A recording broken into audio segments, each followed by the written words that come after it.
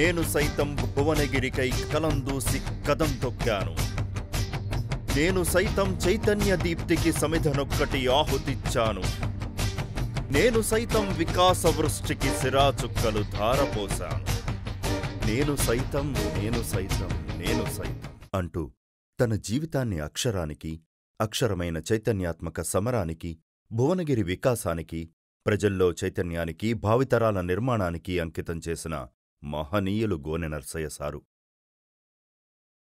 అక్షరయుద్ధం సాగిస్తూ ఈనాడు దినపత్రిక పునాదుల నిర్మాణానికి రాళ్లెత్తిన తొలినాటి కూలీగా, ఎరిగినవారు ప్రత్యేకంగా ప్రస్తుతించే వ్యక్తి నర్సయ్యగారు.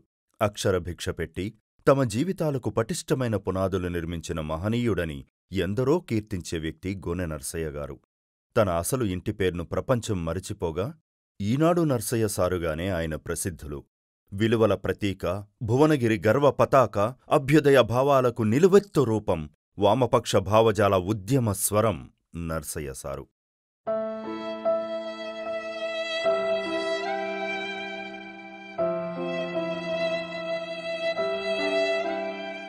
ఈనాడు నర్సయ్య సారు కేవలం ఒక ఉపాధ్యాయుడు, ఒక పాత్రికేయుడు మాత్రమే కాదు. ఆయన ఒక యోధుడు. సామాజిక సమస్యలను పరిమార్చే దిశగా కలమెత్తి పోరాడిన తీరుగానే ప్రభుత్వాల పరంగా ఉన్న వ్యవస్థాగత లోపాలను చక్కదిద్దడానికి గళమెత్తి పోరాడిన ధీరుడు. ఉపాధ్యాయుడిగా తన భాషాపటిమను ఎందరికో ధారపోసిన నర్సయ్య సారు పత్రికా రచయితగా తన భావ చైతన్యాన్ని యావత్ సమాజానికి ఉపయోగపడేలా అందించారు. అనల్పమైన సాహిత్య అధ్యయనం ద్వారా సముపార్జించుకున్న యావత్తు జ్ఞానాన్ని ఆయన సమాజానికే అంకితం చేశారు. అందుకే ఈనాడు నర్సయ్య సారును, ఆయన వ్యక్తిత్వాన్ని, ఆయన విలక్షణ వ్యవహార శైలిని, మచ్చలేని ఆయన సేవా నిరతిని, భయం ఎరుగని పాత్రికేయ కృషిని, చైతన్య దీప్తిని, పోరాటశీలతను, పదుగురికి ఉపయోగపడ్డంలో సదా ముందుండే ఆయన స్ఫూర్తిని అందరూ అనునిత్యం ఏదో ఒక సందర్భంలో స్మరించుకుంటూనే ఉంటారు. తన తుది శ్వాస వరకు తను నమ్మిన విలువల బాటను వీడని, పోరాట పథం నుంచి మడమ తిప్పని మహనీయుడు, ధన్యజీవి గోనె నర్సయ్య సారు.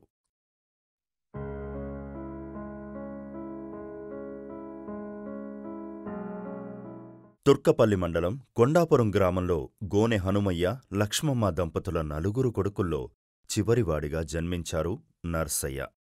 రికార్డుల ప్రకారం ఆయన పుట్టిన తేదీ 1942 సెప్టెంబరు 12. ఆయన అన్నలు వెంకయ్య, నారాయణ, సత్తయ్య, చెల్లెలు లక్ష్మి. వతందారీ వ్యవసాయ కుటుంబంలో పుట్టిన నర్సయ్యను చదివించడానికి 7 ఏళ్ల వయసులో తండ్రి హనుమయ్య 25 కిలోమీటర్ల దూరంలోని భువనగిరి తీసుకొచ్చారు. 1952 మే నెలలో భువనగిరికి బాలుడిగా వచ్చిన నర్సయ్య 3వ తరగతి ప్రైవేటుగా రాసి 1954 వరకు 4-5 తరగతులు కేంద్ర ప్రాథమిక పాఠశాలలో చదివారు. ఇది ప్రస్తుత బీచ్ మహల్లా స్కూల్. 1954 నుంచి 59 వరకు భువనగిరి ప్రభుత్వ హైస్కూల్, ప్రస్తుత ప్రభుత్వ జూనియర్ కళాశాలలో నర్సయ్య చదువుకున్నారు. అలా భువనగిరితో విద్యార్థిగా మొదలైన ఆయన అనుబంధం భువనగిరి వైభవార్థిగా కొనసాగిన ప్రస్థానంగా మారింది. తుది శ్వాస వరకు ఆయన జీవితం భువనగిరి వికాసాన్ని కాంక్షించే సత్యార్థిగానే సాగింది. 1954 నుంచి 59 వరకు భువనగిరి ప్రభుత్వ హైస్కూల్లో చదువుకున్న నర్సయ్య 1960-62లో నల్గొండలో junior grade basic teacher certificate course చేశారు. టీచర్ ట్రైనింగ్ పూర్తయిన వెంటనే భువనగిరి ప్రాథమిక పాఠశాలలో టీచరుగా చేరారు. అక్కడ పనిచేస్తూనే 1966లో హెచ్ఎస్సీ చదివారు. 1966-67లో ఖమ్మంలో సెకండరీ గ్రేడ్ టీచర్ ట్రైనింగ్ చేశారు. ఆయన జ్ఞాన తృష్ణ అక్కడితో ఆగలేదు. 1969లో ఉస్మానియా యూనివర్సిటీలో చరిత్ర, పౌరశాస్త్రం సబ్జెక్టులుగా హ్యుమానిటీస్లో పీయూసీ కోర్స్ చదివారు. ఉద్యోగం రాగానే ఇక పై చదువులకు ఫుల్ స్టాప్ పెట్టేయకుండా జ్ఞానార్జన పట్ల ఆయన కనబరిచిన శ్రద్ధకు నిదర్శనమిది. ఉపాధ్యాయ ఉద్యోగ జీవితంలో ఇంచుమించు 38 ఏళ్ల సుదీర్ఘ ప్రస్థానం తర్వాత గోగులగుట్టలోని ప్రభుత్వ గిరిజన ప్రాథమిక పాఠశాల ప్రధానోపాధ్యాయులుగా పనిచేస్తూ 2000 సంవత్సరం మార్చి 31న ఆయన స్వచ్ఛందంగా పదవీ విరమణ చేశారు. క్రమశిక్షణ, సేవానిరతి, స్ఫూర్తిదాయక బోధనలకు నిలువెత్తు చిరునామా అయిన గోనె నర్సయ్య సారు నిత్యం తెల్లటి ధోవతి లాల్చీతో తెలుగు భాషకు, తెలుగుదనానికి, స్వచ్ఛతకు, సచ్చీలతకు ప్రతిరూపంగానే జీవించారు. జనాభా లెక్కల సేకరణలో నిరుపమాన సేవలందించినందుకు గాను 1973లో రాష్ట్రపతి పతకంతో పాటు జిల్లా రాష్ట్ర స్థాయిలలో ఉత్తమ ఉపాధ్యాయుడిగా, విద్యార్థుల గుండెల్లో కొలువైన ఆదర్శమూర్తిగా ఆయన ఎన్నో సత్కారాలు అందుకున్నారు.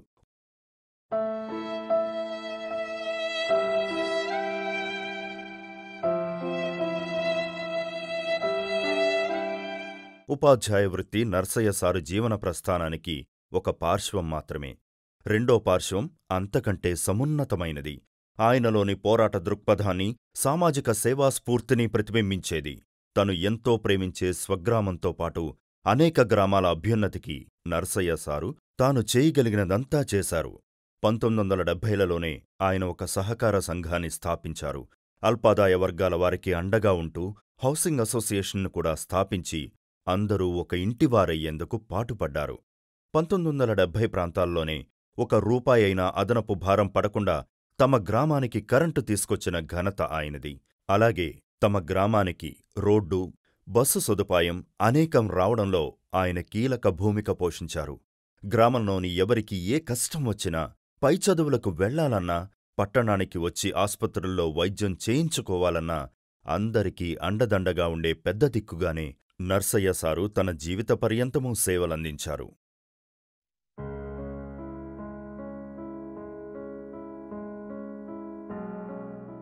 ఇవన్నీ ఒకెత్తైతే పాత్రికేయుడిగా ఆయన ప్రస్థానం మరో ఎత్తు. ఈనాడు దినపత్రికకు భువనగిరిలో ఆవిర్భావ విలేకరి. పాత్రికేయ వృత్తిలో 1975 నుండి 1982 దాకా కొనసాగారు. తరువాత ఆయన పెద్ద కొడుకు వెంకట శ్రీనివాస్ ఆ వారసత్వాన్ని స్వీకరించి ఇప్పటికీ కొనసాగిస్తున్నారు. పాత్రికేయుడిగా తన పరిధిలో ప్రజలకు వచ్చే ఏ చిన్న కష్టాన్ని కూడా ఆయన విస్మరించలేదు. ఈనాడులో తను రాసిన వార్తా కథనాలతో ప్రజల గుండెల్లో చోటు సంపాదించుకున్నారు. అవినీతిపరులకు కొరకరాని కొయ్య అయ్యారు. దారి తప్పిన ప్రభుత్వ యంత్రాంగానికి రుజుమార్గం చూపించారు. పరిసర గ్రామాల ప్రజలు సాయంత్రం వేళల్లో ఆయన ఇంటికొచ్చి తమకున్న కష్టాలు చెప్పుకునేవారంటే ఆయన ఎంతగా సార్థకమైన పాత్రికేయ జీవితం గడిపారో అర్థం చేసుకోవచ్చు.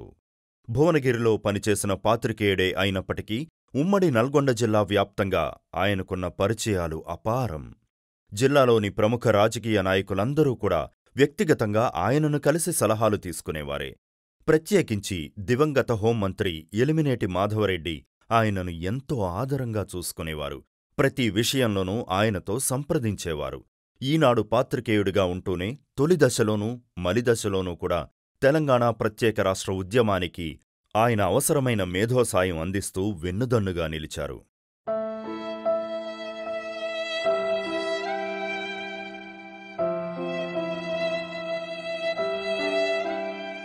గోనె నర్సయ్య సారులో వ్యాపార దక్షత కూడా పుష్కలం. చిట్ ఫండ్ కంపెనీలు చాలా తక్కువగా ఉండే 1977 ప్రాంతంలోనే ఆయన భువనగిరిలో సమతా చిట్ ఫండ్ కంపెనీ పెట్టారు. భువనగిరి వ్యాప్తంగా ప్రముఖులందరితోనూ మంచి పరిచయాలు, వ్యక్తిగత అనుబంధాలు కూడా కలిగి ఉన్న గోనె నర్సయ్య సారు తరువాతి కాలంలో సమదర్శి చిట్ ఫండ్ కంపెనీని కూడా ప్రారంభించారు. భాగస్వాములతో భేదాల వల్ల చిట్స్ వ్యాపారాన్ని మూసివేసినా తమ వినియోగదారులు ఎవ్వరికీ నష్టం రాకుండా ఎగవేతదారుల్నుంచి బకాయిలను చివరి పైసా వరకు వసూలు చేసిన, మొండికేసిన వారిని జైలుకు పంపిన పట్టుదలగల దక్షత గోనె నర్సయ్య సారుది. అనేక చిట్ ఫండ్ కంపెనీలకు ఆయన న్యాయపరమైన సలహాలు కూడా అందిస్తుండేవారంటే ఆయన మేధోస్థాయిని అర్థం చేసుకోవచ్చు.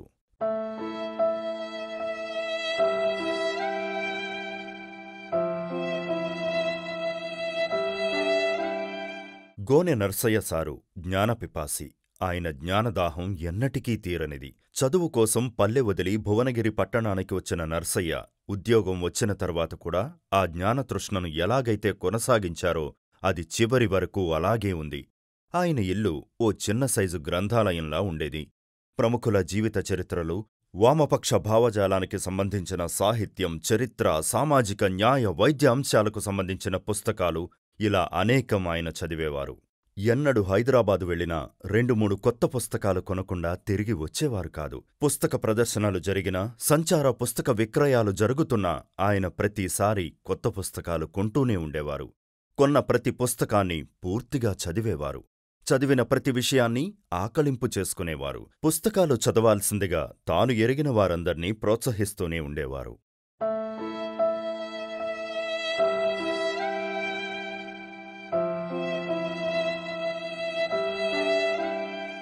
గోనె నర్సయ్యది పోరాటాలకు వెనుదీయని వ్యక్తిత్వం.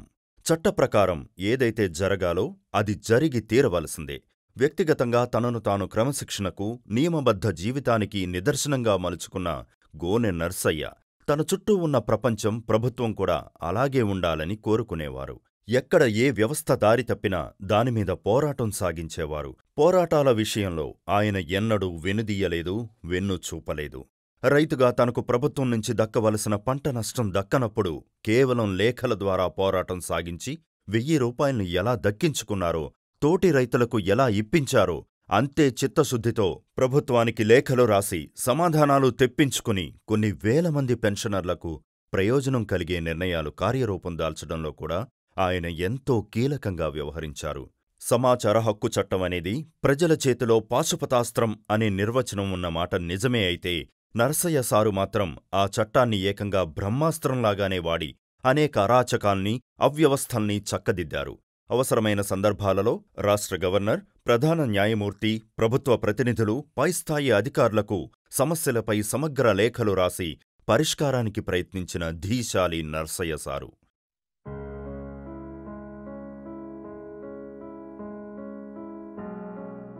ఆయన వ్యక్తిగత జీవితం కూడా అభ్యుదయ భావాల సమన్వితం. 1962 జూన్ 7వ తేదీన ఆయన సామాన్య రైతు దంపతులైన తుర్కపల్లి వాస్తవ్యులు పడాల వెంకట నర్సయ్య, లక్ష్మిల 3వ సంతానం సరోజినిని వివాహం చేసుకున్నారు. వివాహానికి తల్లిదండ్రులు హాజరు కాలేదు. వివాహానికి తన కుటుంబ వతందారీతనం అడ్డుకాదని నిరూపించారు. గోనె నర్సయ్య గారి సతీమణి సరోజిని అచ్చమైన సహధర్మచారిణి.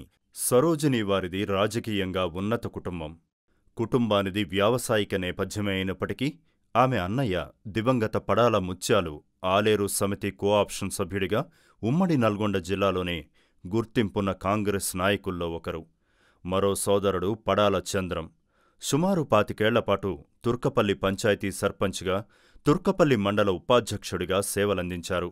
ఆమె సోదరి బెల్లంకొండ సుభద్ర రాజమౌళి కొలనుపాకలో నివసిస్తున్నారు. గోనె నర్సయ్య, సరోజిని ఆదర్శ దంపతులు. ఆయన అభ్యుదయ ప్రస్థానానికి ఆమె కనిపించని వెన్నుముక. వారికి 4 పిల్లలు. కొడుకులు వెంకట శ్రీనివాస్, శ్రీధర్, శ్రీవాత్సవ, కూతురు శ్రీదేవి. భార్య సరోజిని ఇంటి వ్యవహారాలన్నీ తానొక్కతే చక్కబెట్టుకునేది. భర్త తన రోజువారీ మరియు సామాజిక కార్యక్రమాల్లో ఉండే వ్యక్తి అయినప్పటికీ పిల్లల బాగోగులన్నీ తానే చూసుకునేది. భర్తకు ఏ ఇబ్బంది తెలియనివ్వకుండానే ఇంటి వ్యవహారాలు నడుపుతూ చేదోడు వాదోడుగా ఉండేది. అరుదైన వ్యాధి ఆమెను కబళించింది. ఆపరేషన్ చేసినప్పటికీ అనారోగ్యం కుదుటపడకపోవడంతో 2018 మార్చి 3న సరోజిని పరమపదించారు. గోనె నర్సయ్య గారిని సతీవియోగం కుంగదీసింది. సరిగ్గా 3 సంవత్సరాల 2 నెలల తర్వాత గోనె నర్సయ్య గారు భువనగిరి మీద, తదుపరి తరాల మీద తన చెరగని శాశ్వత ముద్రను వదలి 2021 మే 3న భౌతికంగా సెలవు తీసుకున్నారు. సామాజిక వృత్తి, ప్రవృత్తిలో తనకంటూ ప్రత్యేకతను చాటుకుని ఎవరేమనుకున్నా, ఎంతటివారైనా నిజాన్ని నిర్భయంగా చెప్పే ముక్కుసూటితత్వంతో ఊపిరి ఉన్నంతవరకు తన ప్రత్యేకత చాటుకున్న మహనీయుడు గోనె నర్సయ్య సారు. ఆయన నీడలో జీవితాలను తీర్చిదిద్దుకున్నవారు వేవేలు. ఆయన జాడల్లో జరిగిన ప్రగతిలో జీవితాలను కుదురుగా గడుపుతున్నవారు లక్షలకు లక్షలు. గోనె నర్సయ్య గారిది సార్థకమైన జీవితం, ధన్యమైన ప్రస్థానం. ఆయన ప్రతి అడుగు ప్రజాహితం, ప్రతి పని సమరశీల దృక్పథం. నేను సైతం ప్రగతి కుసుమపు సహస్రరేఖై పల్లవిస్తాను. నేను సైతం వికాస వీణకు తంత్రినై మూర్ఛనలు పోతాను. నేను సైతం భువన వైభవ బావుటానై పైకి లేస్తాను అంటూ తన ప్రస్థానాన్ని తానే నిర్వచించుకున్న గోనె నర్సయ్య సారు జీవితమే ఒక జయభేరి. ఆయన అందించిన అనన్యమైన స్ఫూర్తి భావితరాలను కూడా ఉద్దీపింపజేసే నిత్య చైతన్య ఝరి. ఆయనకిది భక్తిపూర్వక నివాళి.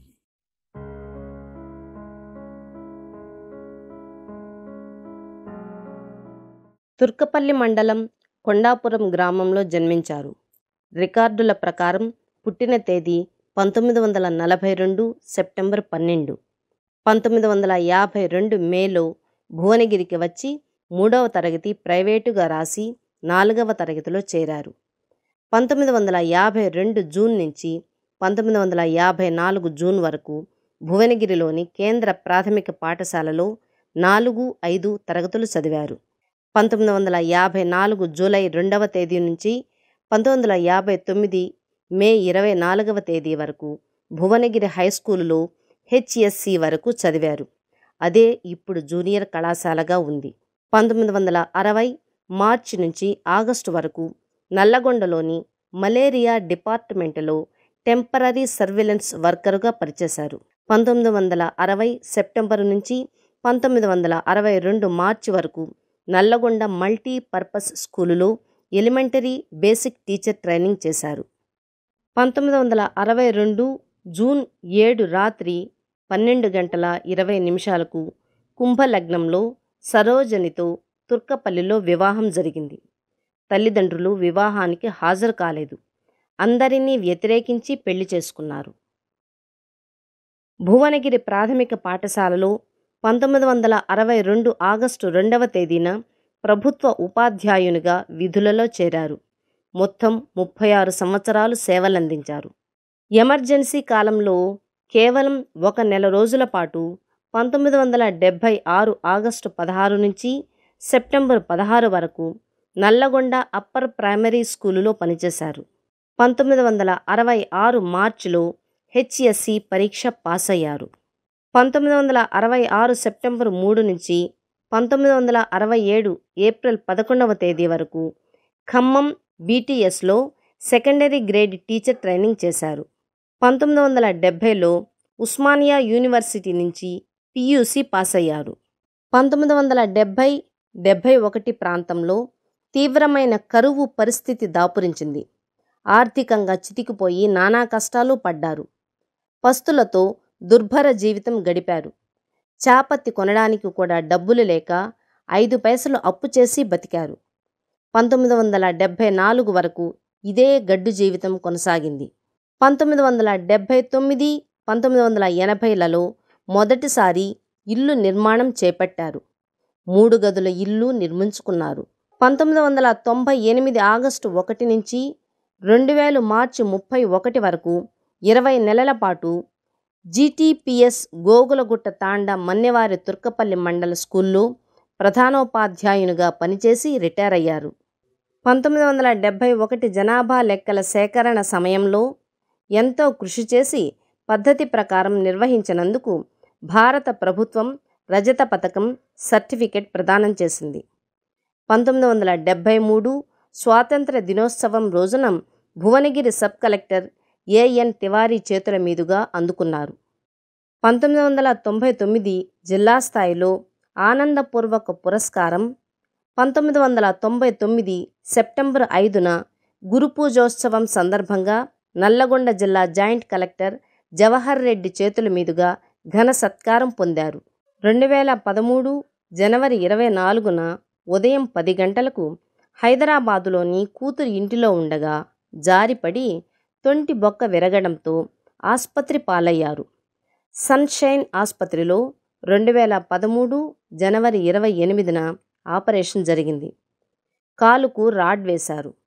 భరించలేని బాధతో మరణం సమీపించినట్లే అనుకున్నారు. భార్య సరోజిని ఆయనను కంటికి రెప్పలా చూసుకుంటూ సేవలందించారు. 2018 మార్చి 3వ తేదీన గోనె నరసయ్య గారి భార్య సరోజిని పరమపదించారు. తెలుగు తిథుల ప్రకారం హేవిళంబి ఫాల్గుణ బహుళ విదియ శనివారం నాడు ఆమె మరణించారు. దాదాపు 70 సంవత్సరాలు జీవించి అనారోగ్యంతో మృతి చెందారు. హైదరాబాదు అపోలో ఆసుపత్రిలో డాక్టర్ అలోక్ రంజన్ ఆమెకు శస్త్రచికిత్స చేశారు. 3.5 సంవత్సరాల తర్వాత ఆమె పరమపదించారు.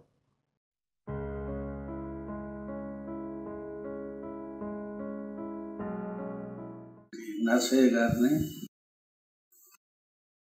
అందరూ కూడా ఈనాడు నర్సయ్య అని పిలిచేవారు. అందులో ముఖ్యంగా నాకు పరిచయము ఒక ఉపాధ్యాయునిగా కాకుండా పత్రికా విలేకరిగా ఏజెంట్గానే నేను భావించిన. మరి వారి యొక్క వ్యక్తిత్వం గురించి చెప్పవలసి వస్తే నిర్మోహమాటంగా నిర్భయంగా ఎవరినైనా గురించి అయినా మాట్లాడేటువంటి తత్వం నర్సయ్య గారికి. నర్సయ్య గారు ఉపాధ్యాయ వృత్తిలో ఉండి మరి ఆనాటి నుంచి కూడా ఎంతో క్రమశిక్షణ, సౌమ్యత, నలుగురితో కలిసి ఉండడం, తర్వాత వృత్తిలో నైపుణ్యత, వీటి కారణంగా ఆయన నలుగురిలో ఒక మంచి పేరు సంపాదించుకోవడం జరిగింది. అలాగే ఈనాడు పత్రిక స్థాపించిన తొలి రోజుల్లో మొదట భువనగిరికి ఈనాడు పత్రికను పరిచయం చేసినటువంటి వారు గోన నర్సయ్య గారే. క్రమేపీ ఆయన ఒక జర్నలిస్టుగా, ఒక పత్రికను మేనేజ్ చేసే వ్యక్తిగా మరి సరిపడా అనుభవాన్ని సంతరించుకొని భువనగిరిలో అందరికీ మరి రాను ఆ పేపర్ పేరు మీద ఇదనే ఈనాడు నర్సయ్య గారు అని సుపరిచితులయ్యారు. ఇప్పటికి కూడా ఎవరైనా అంటే గోన నర్సయ్య గారు కాకుండా ఈనాడు నర్సయ్య సారా అని కూడా అనడం జరుగుతుంది భువనగిరిలో. ఇప్పుడు ఆ విధంగా ఒక జనబాహుల్యంలోకి ఒక ప్రముఖ పత్రిక పేరు మీద కూడా పరిచయమైనటువంటి వ్యక్తి నర్సయ్య సార్. ఆ తర్వాత భువనగిరి పూర్వ విద్యార్థి సంఘం భవనం ఉంది జూనియర్ కాలేజీలో. ఆ జూనియర్ కాలేజీలో మేమందరం కూడా దాదాపు 10-15 ఏళ్ళ నుంచి వీరున్నప్పుడల్లా సాయంకాలం పూట అందరం సీనియర్ సిటిజన్స్ 60 ఏళ్ళు దాటిన వాళ్ళం, 65 ఏళ్ళు దాటిన వాళ్ళం, 70-75 ఏళ్ళ వాళ్ళు కూడా అందరం కలిసి కూర్చొని ఒక సత్కాలక్షేపం చేస్తూ ఏదైనా మంచి కార్యక్రమాలకు శ్రీకారం చుడుతూ అందరం కలిసి ఉండి ఒక అన్యోన్యంగా ఒక సీనియర్ సిటిజన్స్ అంటే ఒక చక్కటి స్నేహభావం గల వ్యక్తులు అనేదానికి నిదర్శనంగా మేమందరం చాలా ఏళ్ళు కూడా కలిసి ఉండడం జరిగింది. అటువంటి వ్యక్తులు వెళ్ళిపోయినా కూడా వారి జ్ఞాపకాలు పదిలంగానే ఉంటాయి. వారి పరిచయాలు, వారి స్మృతులు ఎప్పటికీ చెరిగిపోవు. కాబట్టి ఆ మహనీయుడు, ఆ మంచి మిత్రుడు నర్సయ్య సార్ గారికి నేను మరొకసారి ప్రగాఢ నివాళి అనిపిస్తూ వారి ఆత్మకు శాంతి చేకూర్చాలని భగవంతుని ప్రార్థిస్తూ ముగిస్తున్నాను. 9th 10th క్లాస్ పెట్టాడు. దాని తర్వాత ఆయన జాబ్కి వెళ్ళిపోయాడు. నేను నా వ్యాపారానికి వచ్చేసాను. ఆయన వ్యక్తిత్వం ఏంటంటే నమ్మినోడిని మాత్రము ఎంత ప్రాణంగా చూసుకుంటాడు కదంటే అంత ప్రాణంగా చూసుకుంటాడు. ఇప్పుడు గణపతి దగ్గర పోయింది కదా, ఆయన గుణాది నుంచి ఇల్లు కట్టేంత వరకు ఏమైనా నిలబడ్డాడు అక్కడ. ఏది సొంత ఇల్లుడు ఎట్లా నిలబడి చేస్తాడో అట్లా చేసిండు ఆయన. అంటే అంత ప్రేమగా చూసుకుంటాడు. ఆయనకేంటంటే ఒక అనుభవం ఉంటుంది, ప్లస్ తెలివి ఉంటుంది, తర్వాత అన్నీ ఉంటాయి. కానీ కొద్దిగా ఏ విషయాలైనా కొద్దిగా ఒక పెద్దరికం టైప్లో, ఒక జ్ఞాని టైప్లో మనం తీసుకుని, నాకైతే ఒక మా నాన్న తర్వాత నాన్నతో సమానం వాళ్ళ కుటుంబ సభ్యుల కిందనే ఉండేది. నాకు 30 ఏళ్ళ పరిచయంలో చాలా విషయాలలో ఎన్నోసార్లు అన్ని విషయాలపైన డిస్కస్ చేసేది. మంచి పరిజ్ఞానం ఉండేది. ఏ సలహా ఇచ్చినా కానీ మనకు ఒక రకమైన ప్రాక్టికల్గా ఉపయోగకరంగా అనుభవంతో. కొందరికి మన మిడిల్ క్లాస్ ఫ్యామిలీస్కు ఎట్లా జీవన విధానం సాగించాలి, దానికి మనకు వచ్చే ఆదాయం ఉంటే ఎంత ఖర్చు పెట్టుకోవాలి, ఎంత పొదుపు చేసుకోవాలి అనేది ఒక రకమైన ప్రాపర్ ఒక పెద్దరికంలాగా గైడ్ చేసేది. టీచర్ ఉంటే ఆ టీచర్కి ఒక సబ్జెక్ట్లో పరిజ్ఞానం ఉంటుంది. ఉదాహరణకు సోషల్ టీచర్ ఉంటే సోషల్ని పరిజ్ఞానం ఉంటుంది, హిందీ టీచర్ హిందీలో ఉంటే ఈయనకు సోషల్ అని ఇంగ్లీష్ అని అన్నింటిలో పైన పట్టు ఉంటుంది. ముఖ్యంగా ఈ ఇంటి లెక్కలు వచ్చి ఇంజనీర్లకు సంబంధించిన మేము ఎంత చదువుకునే పరిజ్ఞానం మాకే కొన్ని ఏదో పోయేది. గొప్పతనం ఏముండేదంటే ఉటేనే వేగ్గా డమ్మిగా ఉండేది కాదు. ఆ విషయం ఉందనుకో, ఆయన ఇప్పుడు మెడికల్ పరిజ్ఞానం ఉంది, మాలాంటి వాళ్ళని డాక్టర్లను పట్టుకొని ఏంటి మొత్తం ఆరాధించి తెలుసుకునేటోడు. ఇంకేమన్నా విషయం రాజకీయ ఏ విషయంలో తెలిసిన విషయం తెలుసుకుని తెలియని విషయం తెలుసుకుని తెలిసిన ఇతరులు చెప్పేది. సార్ ఈనాడు నర్సయ్య సార్ జీవితం గురించి చెప్పాలంటే నిజంగా మాటలు జరుపు. ముఖ్యంగా తుర్కపల్లి మండలం నుంచి జీవనం ప్రయాణం కొనసాగించి భువనగిరిలో స్థిరపడి ఒక మంచి మనసున్న మనిషిగా మా అందరికీ సుపరిచితం. ముఖ్యంగా మా కుటుంబానికి అత్యంత సన్నిహితంగా మెలిగేవాడు. ఎందుకంటే మాకు ఈ భువనగిరిలో పెద్ద హై స్కూల్స్ ఉన్న సందర్భంలో హనుమన్వాడ అనే స్కూల్లో చాలామంది కష్టజీవులు ఉన్నటువంటి చిన్న స్కూల్కు అప్పుడు మా నాన్నగారు, ఇక్కడ ఉన్నటువంటి మల్లయ్య గారు వైశ్యులు ఇద్దరు ఆ స్కూల్ నిర్మాణం చేసేటప్పుడు అక్కడికి కొత్తగా వచ్చినటువంటి నర్సయ్య సార్ సహకారంతో ఆ స్కూల్ అభివృద్ధి చేయడం, అందరి దాతల దగ్గరికి వెళ్ళి ఆ స్కూల్లో చిన్న చిన్న ఇటుకల కాడ నుంచి అందరి దగ్గర అడుక్కొచ్చి 4 రూములు కట్టి ఇక్కడ ఉన్నటువంటి కర్షక జనం, కార్మిక జనం పిల్లలందరూ చదువుకోవాలనే దృక్పథంతో గొప్పగా ఒక మమేకమై మాతోటి పనిచేసినటువంటి మా నాన్న వాళ్ళతో పనిచేసినటువంటి సందర్భం మాకు తెలుసు. ఆ స్కూల్లోనే మా పెద్దక్కకు, మా చిన్నక్కకు, తర్వాత మా అన్నలకు చదువు చెప్పిన నర్సయ్య సారు. నేను తెలంగాణ ఉద్యమంలో మమేకమై పనిచేస్తుంటే ఎప్పుడు భుజం తట్టి ప్రోత్సహించేవాడు. ఎక్కడ పోయినా కానీ ఏమవుతుంది ఉద్యమం, అమర్ మనం తెలంగాణ సాధించాలి బిడ్డ, తెలంగాణ కోసం కొట్లాడాలి. మేము అప్పుడు 65లో కొట్లాడినాం కానీ రాలేదు, మాకు ఈ అవకాశం వస్తుంది, ఇప్పుడు మీరందరూ కూడా కొట్లాడాలి, వచ్చే వరకు కూడా విడిచిపెట్టొద్దు, ఏదైనా సహకారం ఉంటే కావాలని చెప్పి మాతోటి ప్రయాణిస్తున్నటువంటి ఈనాడు సినన్న ఇంటికి వెళ్ళినప్పుడల్లా ఏమేం ప్రోగ్రామ్స్ చేస్తుర్రు, ఎట్లా చేస్తుర్రు, ఇంకా మనకి ఇప్పుడు రాకపోతే ఎప్పుడు రాదని తెలంగాణ కోసం ఎప్పుడు పరితపించేవాడు. మా మీద కూడా మా కుటుంబానికి ఉన్న సంబంధంతో పుత్రవాత్సల్యంతో మా కష్టాలు ఎట్లున్నాయి, మీరు ఏం చేస్తుండ్రు, ఆ డబ్బును ఎట్లా పొదుపు చేసుకుంటుర్రు, ఆ డబ్బును వృధా చేసుకోవద్దు, బాగా కష్టపడాలని మా జీవన విధానాన్ని కూడా బాగా సహకరించినటువంటి నర్సయ్య సారు నిజంగా మన మధ్యలో లేకపోవడం కూడా మాకు బాధాకరం. హనుమన్వాడ స్కూల్లో అసలు పిల్లలకైతే అసలు ఒక్కొక్క రోజు తిండి లేని పిల్లలకు కూడా భోజన వసతులు కూడా ఏర్పాటు చేసినటువంటి గొప్ప వ్యక్తి నర్సయ్య సారు. నాకు 25 సంవత్సరాల నుంచి పరిచయం. ఆయన జూనియర్ కాలేజ్ గ్రౌండ్లో సాయంత్రం వచ్చి ప్రతిరోజు కలుస్తుండేవాళ్ళం. సీనియర్ సిటిజన్స్ అంటారు, ఒక 10 మంది వచ్చి కలుస్తుండేవాళ్ళం. ఓల్డ్ బాయ్స్ అసోసియేషన్ బిల్డింగ్ ముందు కూర్చొని 1-2 గంటలు కాలక్షేపం చేసేవాళ్ళు. దాని తర్వాత ఆయన నాకు ఎక్కువ పరిచయం అయిన తర్వాత వాళ్ళ ఇంటికి నేను వెళ్ళడం జరిగింది. అతను చాలా గట్టిగా మాట్లాడేవాడు. యథార్థంగా ఏ సంగతి అయినా కూడా ఖచ్చితంగా నిజాయితీకి నిజాయితీ, అబద్ధాలకు అబద్ధాలు చెప్పుకునేవాడు. చాలా గొప్ప విషయం.